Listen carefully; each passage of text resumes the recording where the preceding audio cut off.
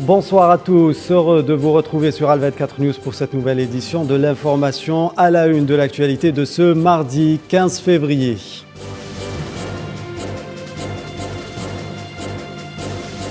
Au Mali, Bamako poursuit ses consultations autour de la nouvelle charte de transition. Au Mali, d'où la France envisage le départ des forces Task Takuba et Barkhane.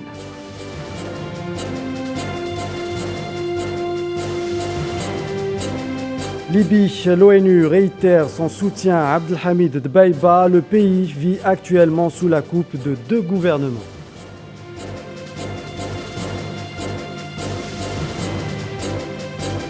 Crise russo-ukrainienne, nouveau balai diplomatique, l'Allemand Olaf Scholz à Moscou ce mardi alors que la Russie annonce le retrait d'une partie de ses troupes de la frontière ukrainienne.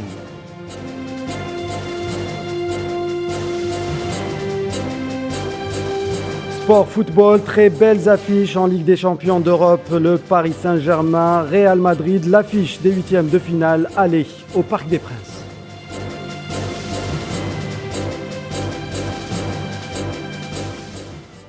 Et nous entamons cette édition avec l'actualité continentale. Au Mali, le Conseil national de transition serait en passe de se prononcer sur le projet de loi portant sur la charte de transition. Deux modifications majeures dans ce projet, la suppression du poste de vice-président ou encore la réduction du nombre des membres du gouvernement. Les détails avec Souhila Kilal. Le Conseil national de transition malien sur le point de se prononcer sur le projet de loi portant relecture de la charte de la transition. Hier lundi, les consultations au sujet du nouveau projet présenté par le gouvernement se poursuivaient à Bamako. Les responsables de partis politiques et représentants de la société civile se sont succédés devant les membres du Conseil national de transition convoqués en session extraordinaire pour débattre du projet qui doit remplacer la charte en vigueur adoptée par les forces vives du pays le 12 septembre 2020. La durée de la transition fixée à 18 mois à compter de la date d'investiture du président de la transition sera bientôt caduque et ne pourra être respectée, les élections ne pouvant plus se tenir avant fin février 2022. Les responsables maliens ont indiqué dans ce projet de loi que malgré la volonté des autorités de la transition de tenir le délai, la durée de la transition se révèle, je cite, intenable en vue des réformes indispensables initialement retenues et confirmées par les recommandations des Assises nationales de la refondation. D'où la nécessité de réviser la charte de la transition pour procéder aux ajustements nécessaires et permettre d'atteindre les objectifs de la transition. L'article 7 nouveau stipule qu'en cas de vacance de la présidence de la transition pour n'importe quelle raison, les fonctions du président de la transition sont exercées par le président du Conseil national de la transition jusqu'à la fin de la transition dont la durée est fixée conformément aux recommandations des Assises nationales de la refondation, selon l'article 22 nouveau. L'article 9 nouveau stipule que le président de la transition n'est pas éligible aux élections présidentielles et législatives qui seront organisées pour marquer la fin de la transition. Quant au nombre de membres du Conseil national de la transition, il sera de 147 au lieu de 127. C'est ce que dit l'article 13 nouveau. Et le chef de la diplomatie française, Jean-Yves Le Drian, continue de tacler le Mali. Il accuse Bamako d'entrave aux capacités opérationnelles de la force Barkhane, une intervention du ministre des Affaires étrangères qui intervient à 2 jours de l'ouverture du sommet Union africaine-Union européenne à Bruxelles et quelques heures après une réunion par visioconférence des ministres des Affaires étrangères européens, mais aussi à la veille d'une rencontre entre Emmanuel Macron et 3 de ses homologues sahéliens, le Nigérien Mohamed Bazoum, le Tchadien Mahamat Idriss Déby et le Mauritanien Mohamed Ould El Ghazouani. Il y a un problème militaire qui est le fait que progressivement on a des entraves à nos capacités opérationnelles, qu'on renvoie des Européens avec lesquels il y avait des accords dûment écrits et qui sont envoyés du jour au lendemain, qu'on nous demande de modifier le traité qui nous unit au Mali pour assurer notre propre fonctionnement militaire. Et donc, dans ces conditions-là, c'est difficile de continuer dans l'État. Et donc, le président de la République a souhaité qu'on se réorganise, mais on ne part pas. Le ministre estonien de la Défense, Kalle Laanet, annonce le retrait des forces déployées par son pays au Mali au sein des forces européennes à la mission antiterroriste Takuba. Le retrait officiel sera annoncé mercredi prochain selon le ministre estonien.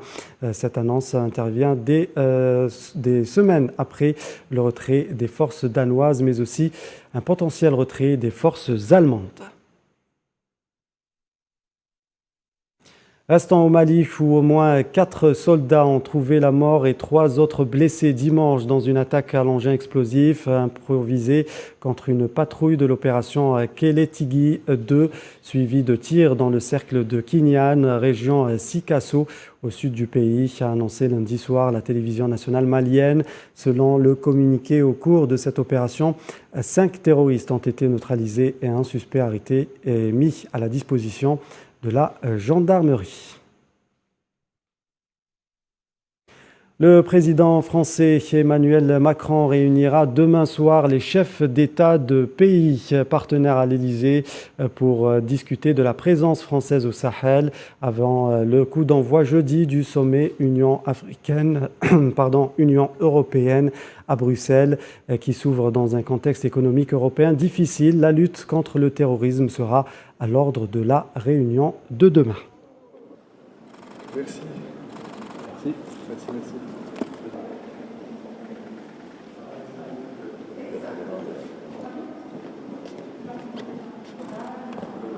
Donc dans ce travail de concertation avec tous ces partenaires que les décisions doivent être prises. Ce que je peux vous dire, c'est qu'il y aura une réunion demain soir à l'Élysée entre le président de la République et les chefs d'État des pays partenaires de notre présence au Sahel dans la lutte contre le terrorisme, qui est une nouvelle étape importante dans le dialogue et dans le travail que nous menons avec eux pour l'adaptation de notre dispositif au Sahel dans la lutte contre le terrorisme, et que les annonces seront faites ensuite rapidement. Je pense que c'est davantage une question de jours que de semaines. Et le contexte économique de ce sommet Union européenne, Union africaine sera le sujet du Zoom du 19h juste avant la fin de ce journal. En Algérie, le président Abdelmadjid Tebboune s'entretient avec le président de la Fédération internationale des sociétés de la Croix-Rouge et du Croissant-Rouge. Francisco Roca est en visite de 3 jours à Alger. Au menu de ce déplacement, notamment une rencontre avec les représentants du Croissant-Rouge algérien et ses partenaires.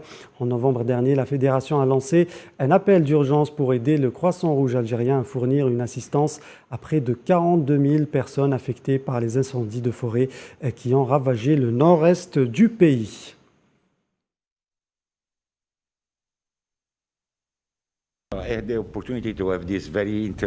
J'ai eu l'honneur de rencontrer le président Tebboune. Plusieurs sujets ont été abordés, surtout celles en relation avec la sécurité et la stabilité dans la région. J'ai aussi eu l'honneur de discuter avec son Excellence sur les aides perçues par l'IFR de la part de l'Algérie. La Croix-Rouge est prête à collaborer avec le Croissant-Rouge algérien de sorte à consolider notre présence dans la région. Je tiens à saluer le président Tebboune pour son expérience partagée et son implication. Et le Front Polisario condamne une nouvelle fois les exactions de l'occupant marocain au Sahara occidental dans un missive adressé au secrétaire général de l'ONU et au Conseil de sécurité. Le représentant du Front aux Nations Unies et coordinateur avec la MINURSO dénonce la politique de la terre brûlée menée par Rabat dans les territoires occupés. Mohamed Sidi Omar évoque aussi les intimidations et représailles incessantes subies par des civils et militants des droits de l'homme dans les territoires sahraouis. Il appelle la communauté internationale à se pencher en urgence sur la situation du peuple sahraoui.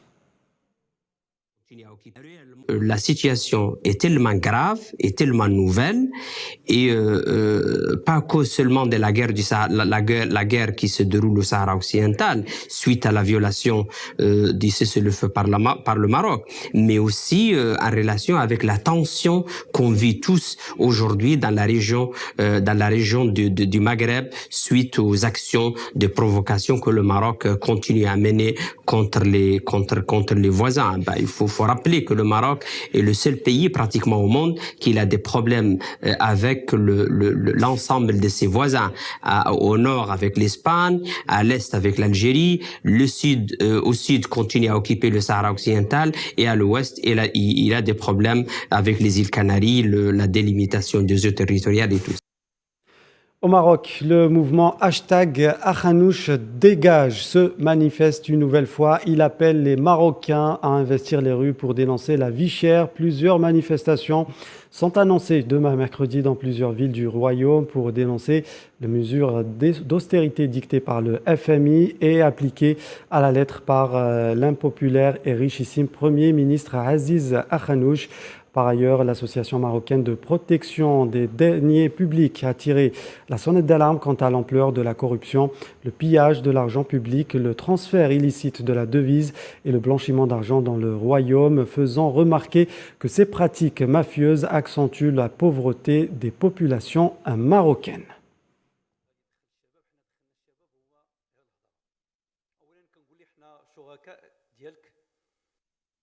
En Libye, la conseillère spéciale du secrétaire général de l'ONU pour la Libye, Stephanie Williams, poursuit les pourparlers avec l'ensemble des autorités libyennes. Elle a rencontré Mohamed El-Menfi, président du Conseil présidentiel, et Abdallah El-Lafi, le vice-président du Conseil présidentiel libyen. Objectif, faire le point avec la diplomate sur les dernières évolutions dans le pays. Les précisions avec Tinine Al-Makassi.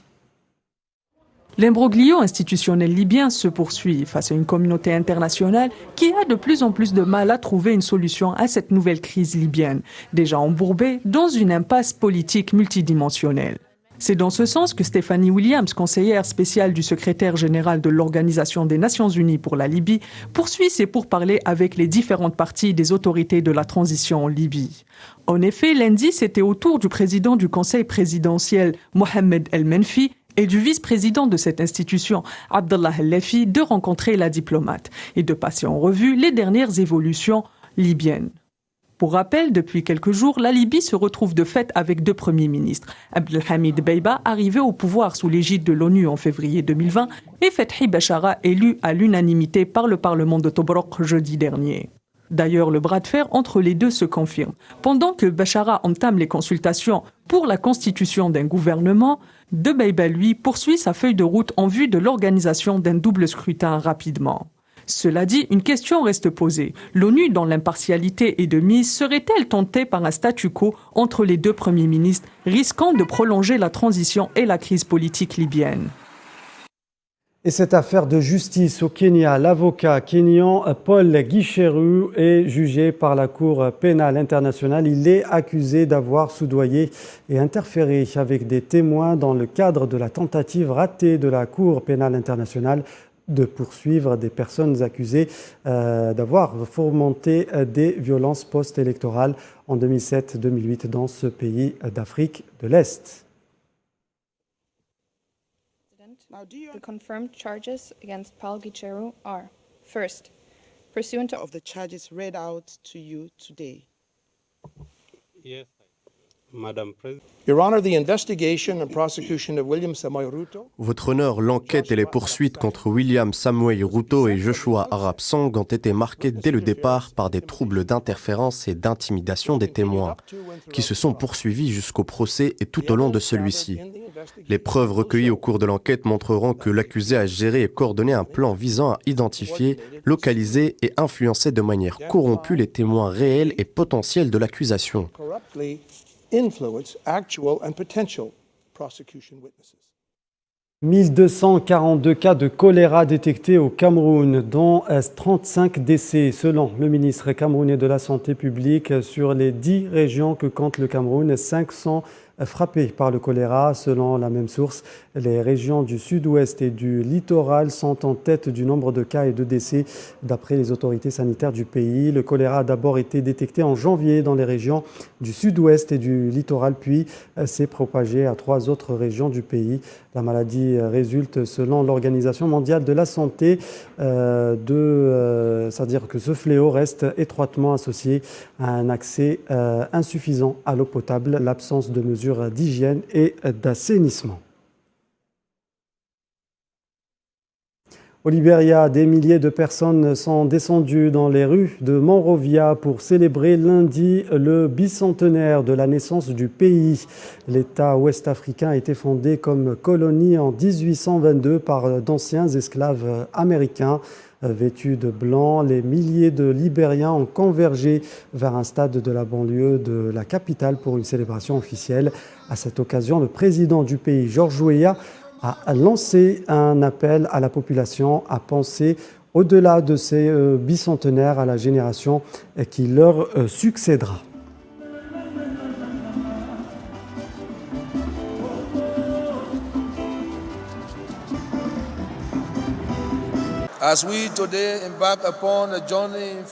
Alors que nous entamons aujourd'hui le voyage pour les 200 prochaines années, pensons au-delà de ce bicentenaire, à la génération qui nous succédera dans les années à venir et aux belles personnes qui ne sont pas encore nées.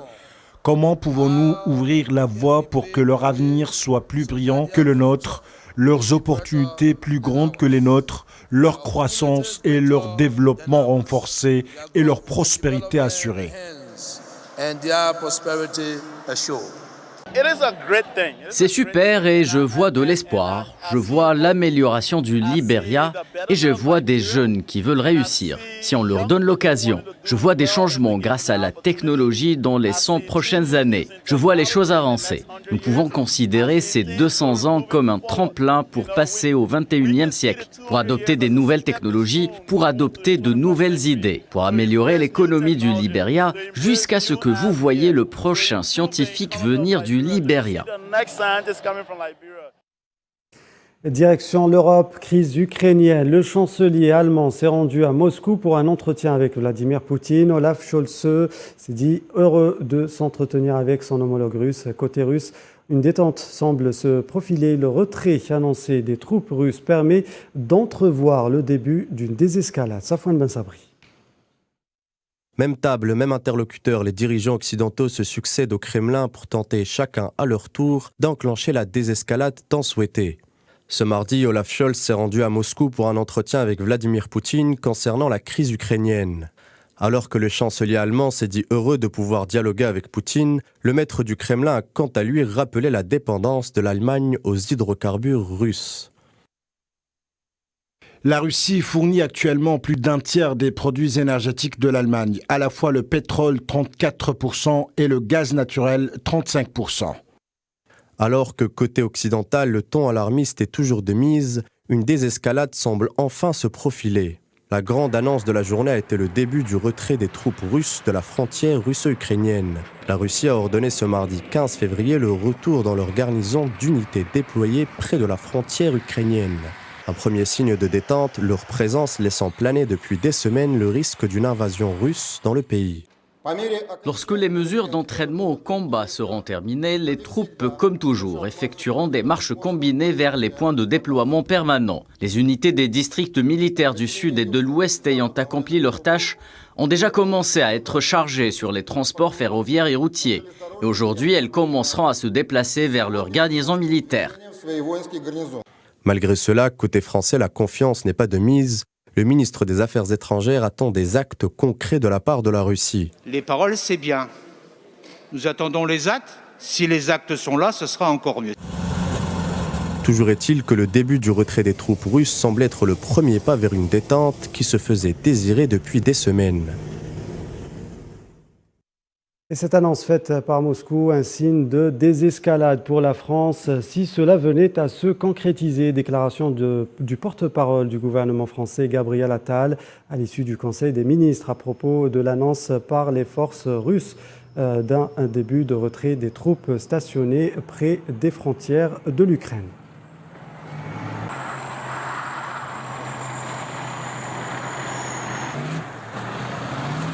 Si elles sont confirmées, c'est évidemment une bonne chose.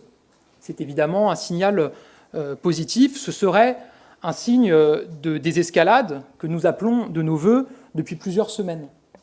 Cela confirmerait aussi que nous avons eu raison de reprendre le dialogue. Je rappelle que le président de la République, en se rendant à Moscou, en échangeant avec Vladimir Poutine, a réinitié un dialogue avec la Russie, précisément pour arriver à une stabilisation, voire à une désescalade.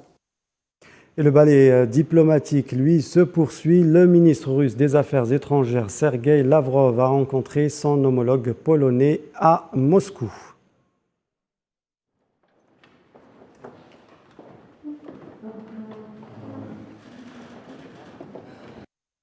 Et ce naufrage au large du Canada d'un chalutier espagnol qui a fait 22 morts.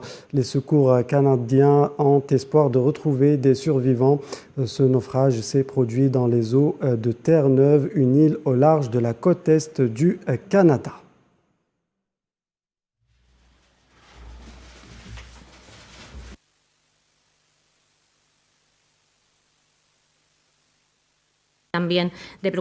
Au sujet du bateau de pêche galicien qui a coulé au Canada, je tiens à vous informer que le gouvernement suit avec préoccupation et inquiétude les recherches et le sauvetage de l'équipage. Nous sommes en coordination et en contact permanent avec les services de sauvetage. Nous pouvons confirmer que 3 membres de l'équipage ont été sauvés, mais je ne peux ajouter d'autres informations. Je vous demande d'ailleurs d'être particulièrement prudent dans vos communications, car je suppose que leurs familles suivent ces événements de près. Au Moyen-Orient, les pourparlers à Vienne sur le dossier nucléaire iranien sont dans une phase compliquée, mais pas dans l'impasse, a affirmé lundi à Téhéran le porte-parole du ministère iranien des Affaires étrangères. L'Iran est engagé dans des négociations avec la Grande-Bretagne, la Chine, la France, l'Allemagne et la Russie directement, et avec les États-Unis indirectement pour relancer l'accord de 2015. Le chef de la diplomatie européenne, Josep Borrell, a quant à lui indiqué sur Twitter croire fortement qu'un accord a un important appel avec le ministre iranien des Affaires étrangères, Hossein Amir Abdollahian.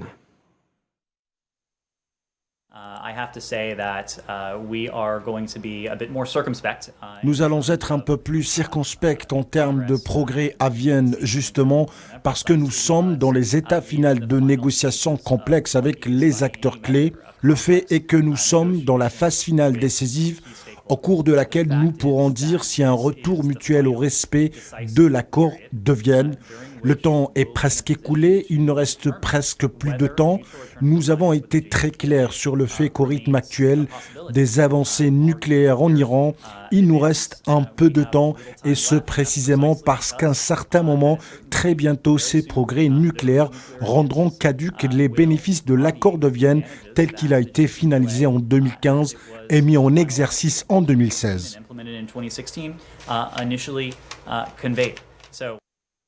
Dans le dossier santé Covid-19, l'Algérie connaît une nouvelle baisse des cas de contamination. Selon le dernier bilan du ministère de la Santé, 405 nouveaux cas enregistrés durant les dernières 24 heures. Le bilan fait également état de 318 guérisons et 9 décès.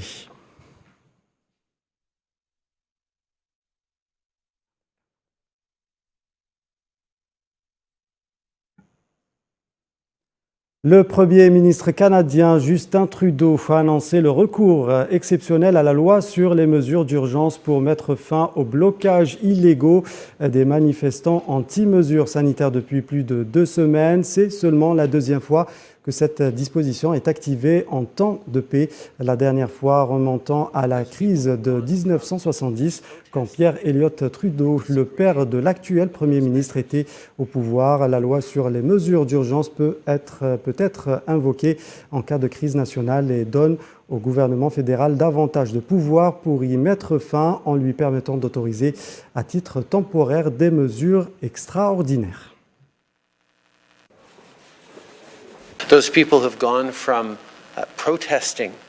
Ces gens sont passés du stade de la manifestation et du désaccord avec ces mesures à celui de la restriction et du blocage des libertés de leurs concitoyens, nuisant à l'emploi, à des vies et à leurs moyens de subsistance, mettant en danger la sécurité publique et affaiblissant notre pays, non seulement en ce moment, mais aussi pour le futur, aux yeux de nos plus importants partenaires commerciaux.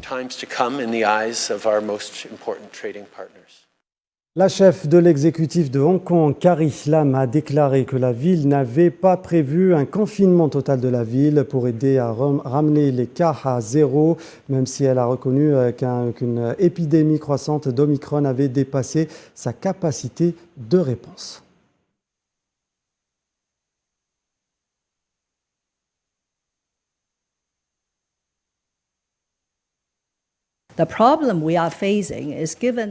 Le problème auquel nous sommes confrontés est que, compte tenu de l'ampleur, du rythme et de la gravité de cette 5e vague, nos capacités sont dépassées. La réponse immédiate du gouvernement de la race de Hong Kong, avec le soutien du gouvernement populaire central, consiste donc à renforcer les capacités des différentes parties prenantes de cet effort de lutte contre l'épidémie, ce que nous faisons.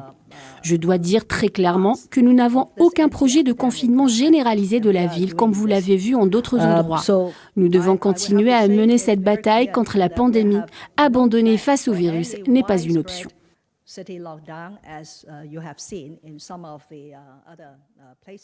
L'économie japonaise a progressé de 1,7% en 2021 après 2 années de baisse et elle a aussi rebondi au 4e trimestre comparé au 3e à la faveur d'un répit de la pandémie.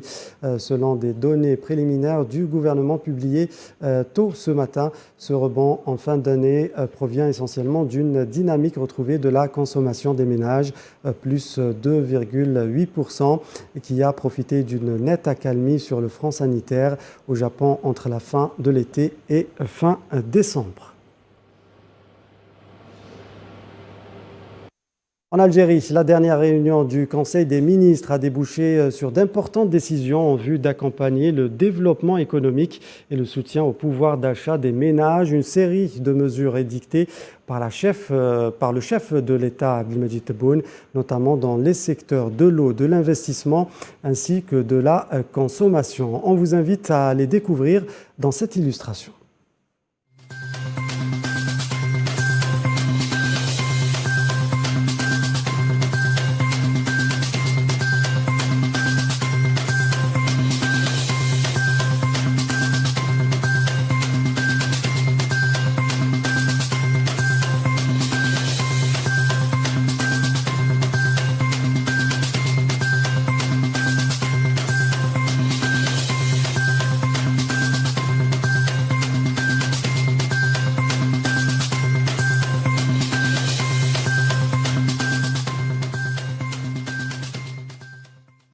Et puis un mot sur les prix du pétrole en ce début de semaine avec une forte volatilité induisant une nouvelle baisse des cours après une belle remontée opérée sur le marché avant leur clôture. Hier, ce mardi, le baril de Brent de la mer du Nord s'est déprécié de plus de 2% et passe en dessous de la barre des $94. Même dynamique pour le baril du WTI. La référence américaine accuse le coup et cède près de $3 pour un prix qui avoisine les $93. À noter que la référence algérienne Sahara Blend a atteint un nouveau record de plus de $98 le baril. Sport, football et ce choc qui nous attend ce soir en 8e de finale aller de la Ligue des champions d'Europe au Parc des Princes. Le Paris Saint-Germain de l'incontournable Sergio Ramos qui jouera pour la première fois depuis son transfert face à son ancienne équipe. Le capitaine du Real Madrid est convaincu qu'il sera en mesure de jouer et à être à 100% de ses capacités ce soir.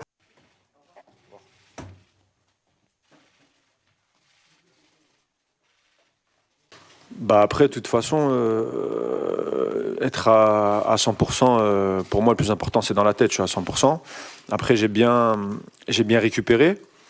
Maintenant, comme je l'ai dit juste avant, il faut que j'ai des sensations sur le terrain.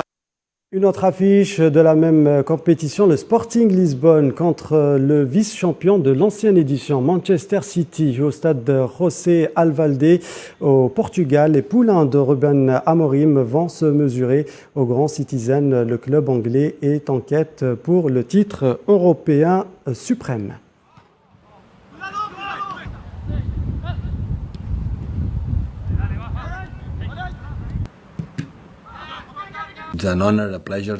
C'est un honneur et un plaisir de voyager au Portugal, d'essayer de bien concourir et d'essayer de gagner le match et d'attendre qu'ils viennent ici. Après, sur le terrain, c'est la pelouse, c'est ce qui déterminera nos chances. Quand j'ai vu le Sporting, j'ai vu son unité, j'ai vu la relation entre le manager et l'équipe. Le manager s'est battu pour ses joueurs. C'est la chose la plus importante. Et l'équipe physique, ils ont une bonne construction et ils ont des coureurs incroyables. Et ces deux affiches commenceront à partir de 21h. Place à présent au Zoom du 19h.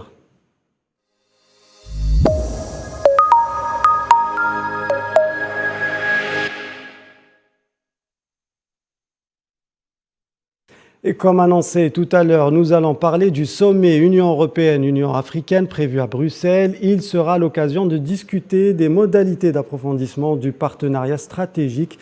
Ce rendez-vous important intervient dans un moment critique marqué par de grandes tensions sur le vieux continent. Sofiane Baroudi. Bruxelles accueillera bientôt les travaux du sommet Union européenne-Union africaine. Cet événement capital se tient dans un contexte marqué par de graves tensions sur le vieux continent, principalement en conséquence à la crise ukrainienne. La région eurasiatique vit littéralement sur des charbons ardents. Je pense qu'il n'y a pas la volonté réelle de la part des hommes d'État à ce stade-là, mais un accident est très vite arrivé. N'oublions pas qu'il y a encore quelques semaines, un avion furtif américain a failli rentrer de manière complètement fortuite dans un avion de ligne russe. Cela aurait été un accident. Mais comment est-ce que dans un contexte pareil, la population russe aurait réagi si un de ces avions de ligne avait été considéré comme abattu ou serait accidenté suite à la rencontre malencontreuse avec un avion américain? Est-ce qu'on aurait cru que ça aurait été fortuit ou pas? Donc c'est jamais bon d'avoir autant d'hommes armés dans une même zone avec autant de tensions. La zone Union européenne est aussi jalonnée par différentes crises sociales, politiques et même institutionnelles. Le Brexit en est un exemple. La montée de courants fondamentalistes ouvertement racistes et xénophobes en est un autre aspect. Les tensions aux frontières orientales, occidentales et méridionales de l'Union européenne préoccupent beaucoup d'observateurs concernant la capacité des pays européens à coordonner leurs lignes diplomatiques. Il faut revenir à l'origine de cette situation tendue et cette situation de guerre civile en Ukraine. N'oublions pas qu'à l'origine, vous aviez le président ukrainien Viktor Yanukovych, qui lui avait le choix entre deux partenariats stratégiques économiques majeurs, l'un avec l'Union européenne, l'autre avec la Russie. Il a longtemps hésité entre les deux, on a longtemps cru à l'Ouest qu'il allait signer avec Bruxelles, et il a décidé de signer avec la Russie, ce qui n'était pas une mauvaise idée d'un point de vue purement économique. Le projet russe donnait plus d'avantages à l'Ukraine, et la vérité est que l'économie ukrainienne est beaucoup plus similaire à l'économie russe. Il y a beaucoup de normes en Europe, il est très difficile pour beaucoup de manufacturiers ukrainiens d'exporter vers l'Europe. L'enjeu de la relance économique post-pandémie est au cœur des préoccupations des populations européennes, qui le font entendre un peu partout sur le vieux continent. Le sommet UAUE de Bruxelles intervient donc dans un moment critique. Les préparatifs ont été finalisés au Rwanda, à l'occasion de la conférence de Kigali, où ont été entérinés les documents qui serviront de base de travail à Bruxelles. Le stress énergétique est un autre défi sérieux, surtout quand on sait que la France dépend de l'uranium du Niger, l'Italie et l'Espagne du gaz algérien, et que l'Allemagne tire la sonnette d'alarme en conséquence des craintes que fait ressentir la situation instable sur le volet de l'approvisionnement énergétique. L'Algérie, acteur géopolitique central de la sphère afro-méditerranéenne, déploie des efforts considérables dans l'objectif d'approfondir le partenariat stratégique Union africaine, Union européenne, sur des bases d'équilibre et de respect mutuel. Alger se veut le moteur d'une relation harmonieuse impulsée par la logique gagnant-gagnant et par le respect de la souveraineté des États et des peuples africains. Notre espoir est que le sommet Union africaine-Union européenne soit une réussite et qu'il permette de construire sur les bases qui ont déjà été concrétisées, afin de mettre en œuvre de nouveaux éléments du partenariat stratégique afro-européen, ce qui aura peut-être un grand effet, stimulant les efforts africains afin de consacrer l'intégration économique du continent, mais aussi pour s'imposer comme acteur de poids international.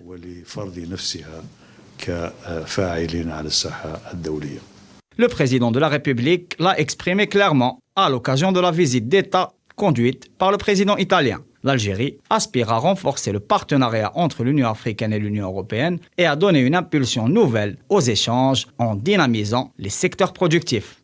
La victoire diplomatique retentissante au dernier sommet africain d'Addis Abeba montre la vitalité de l'action algérienne dans l'affermissement de l'axe afro-arabe.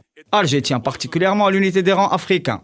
Le sommet de Bruxelles sera donc l'occasion d'unifier les points de vue sur les dossiers cruciaux et de porter la voix des pays africains, viviers de la jeunesse et moteurs de la croissance mondiale.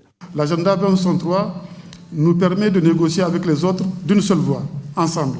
Par exemple, si je prends le cas de l'Europe, il y a les fameux accords de partenariat économique qui sont en train d'être négociés avec les différentes régions, avec le Maghreb, avec la CEDEAO, avec les autres communautés économiques régionales. Il faut mettre fin à ces négociations séparées. Il faut que l'Afrique, sur la base du projet de zone de libre-échange continentale africaine, négocie les questions de commerce avec les autres partenaires, avec l'Europe, avec les États-Unis, avec le Japon, avec la Chine, etc. Ensemble, tout le monde le sait, on est forcément plus fort. Divisé, on est plus faible. Les enjeux du sommet de Bruxelles sont de taille pour la partie européenne. En effet, plusieurs acteurs convoitisent le continent africain, à l'instar de la Chine, des États-Unis ou encore de la Turquie et de la Russie. Ce qui inquiète particulièrement l'Union européenne, qui dépend de la rive sud de la Méditerranée sur des questions vitales et qui porte lourdement le fardeau vivace de son histoire coloniale. Fin de ce 19h, merci de nous avoir suivis. Tout de suite, ne manquez pas la météo présentée par Amel Amzian Zitouni. Bonne suite des programmes sur Al24 News. À demain.